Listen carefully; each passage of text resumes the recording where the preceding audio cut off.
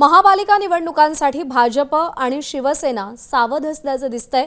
नगरपालिका निवडणुकीतील मतभेद आणि मनभेद दूर करण्याचे प्रयत्न सध्या सुरू आहेत। सगळ्या महापालिकांमध्ये भाजप आणि शिवसेनेची युती ठेवण्याचे प्रयत्न आहेत।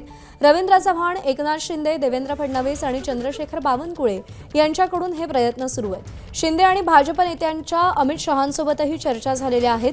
नगरपालिका आणि नगरपरिषद निवडणुकीत झालेले मतभेद आणि मनभेद दूर सारण्याचा प्रयत्न भाजप आणि शिवसेनेकडूनही होताना दिसतोय। स्थानिक पातळीवर उमेदवार निवड, पदाधिकारी गटबाजी आणि संघटनात्मक स्पर्धा यामुळे दोन्ही पक्षात तणाव निर्माण झाला होता। मात्र आगामी महापालिका निवडणुका लक्षात घेता हे मतभेद सोडवण्याची राजकीय गरज दोन्ही पक्षांना भासू लागली आहे। भाजपचे प्रदेशाध्यक्ष रवींद्र चव्हाण यांनी पक्षप्रवेशाचा सपाटा लावल्यानंतर त्याची धग अगदी कल्याण डोंबिवली महापालिकेमध्ये येऊन पोहोचली होती आणि अशात घरापर्यंत ही धग पोहोचल्यानं शिवसेनेकडून तीव्र नाराजी व्यक्त करण्यात आली होती। एकनाथ शिंदे थेट गृहमंत्री अमित शहांच्या दारी पोहोचले आणि त्यांच्याकडून या संदर्भात तोडगा काढण्यासाठी प्रयत्न केले गेले। दरम्यान त्यानंतर भाजपच्या केंद्रीय नेतृत्वाने देखील मुख्यमंत्री देवेंद्र फडणवीसांसोबत चर्चा करत संघर्ष संपवावा अशी अपेक्षा व्यक्त केली होती। अभिषेक मुठाळ आपले प्रतिनिधी आपल्याला या सगळ्या संदर्भात अधिक अपडेट देतील। अभिषेक, नगरपालिका आणि नगरपंचायतींमध्ये निर्माण झालेलं वितुष्ट दूर करण्यासाठी दोन्ही पक्षांकडून कसे प्रयत्न सुरू आहेत आणि आगामी महापालिकेमध्ये युतीची काय समीकरणं दिसतील?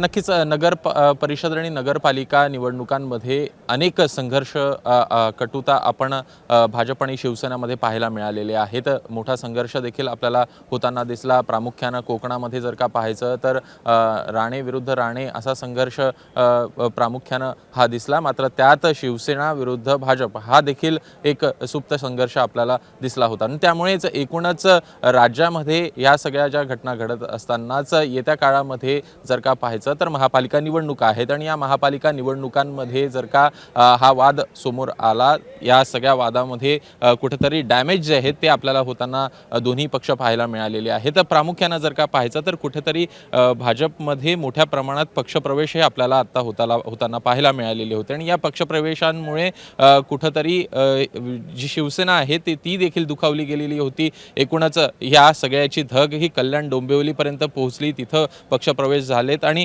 त्यानंतर एकूणच राज्यामधले पक्षप्रवेश जे आहेत ते समोर येताना दिसले। या पार्श्वभूमीवरच एकूणच एकनाथ शिंदे हे आपल्याला अमित शहा यांच्या भेटीला जाताना पाहायला मिळालेले होते। कुठेतरी नाराजी देखील व्यक्त केलेली होती आणि त्यानंतर मुख्यमंत्र्यांसोबत या संदर्भात चर्चा करून तोडगा काढावा अशा प्रकारचे निर्देश देखील एकूणच केंद्रीय नेतृत्वाकडून देण्यात आलेले होते। त्यानंतर आपल्याला लागोलागच नागपूर अधिवेशनामध्ये देखील या बैठकांचा सिलसिला पाहायला मिळालेला होता आणि एकूण पार्श्वभूमी पाहायची तर महापालिका निवडणुका ह्या तोंडावर आहेत आणि या महापालिका निवडणुका तोंडावर असतानाच दोन्ही पक्षातले मतभेद आणि मनभेद दूर करण्याचा प्रयत्न हा आपल्याला होताना पाहायला मिळालेला आहे।